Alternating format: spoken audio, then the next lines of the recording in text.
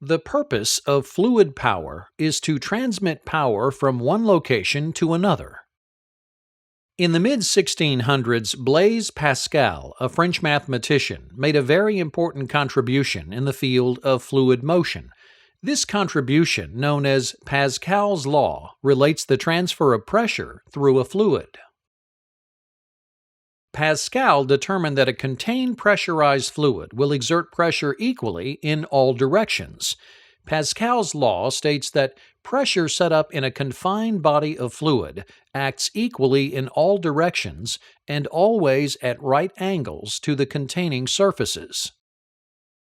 Another important property of fluid mechanics was discovered in the late 1600s by Robert Boyle, an Irish physicist.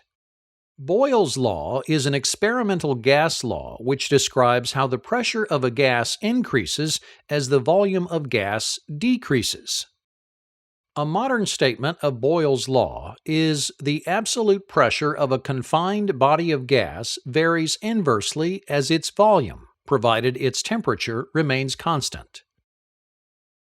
In a physical system, this means that as the volume decreases, the pressure increases. Similarly, as the volume increases, the pressure decreases.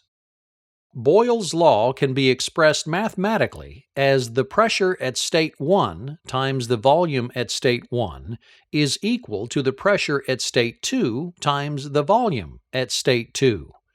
This is true as long as both the temperature and mass, or amount of gas, remains constant. In the late 1700s, Jacques Charles, a French scientist and mathematician, discovered an important rule regarding gases under pressure. Charles's law, also known as the law of volumes, is an experimental gas law which describes how gases tend to expand when heated.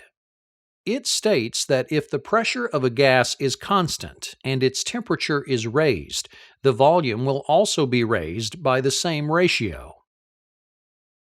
Additionally, the inverse is true. If the pressure of a gas is constant and the temperature is lowered, the volume will also lower. Charles's law can be expressed mathematically as the ratio of the temperature at state 1 to the volume at state 1 is equal to the ratio of the temperature at state 2 to the volume at state 2. This law is true as long as the pressure and mass remain constant.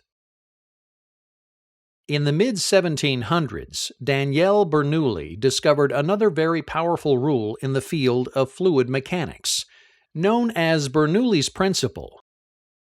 This rule is related to the theory of conservation of energy, which states that energy can neither be created or destroyed.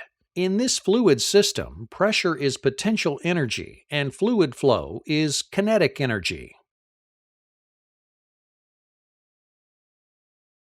Bernoulli's principle states that an increase in the speed of an incompressible fluid occurs simultaneously with a decrease in pressure. This is illustrated by the flow of water through a pipe. The volume of water flow through all three sections is the same. When the water's flow is restricted in section B, the speed of the water increases to maintain the same amount of volumetric flow. This increase of speed simultaneously causes a decrease in pressure. When the flow of water reaches section C, the inverse occurs. The water flow decreases and the pressure increases.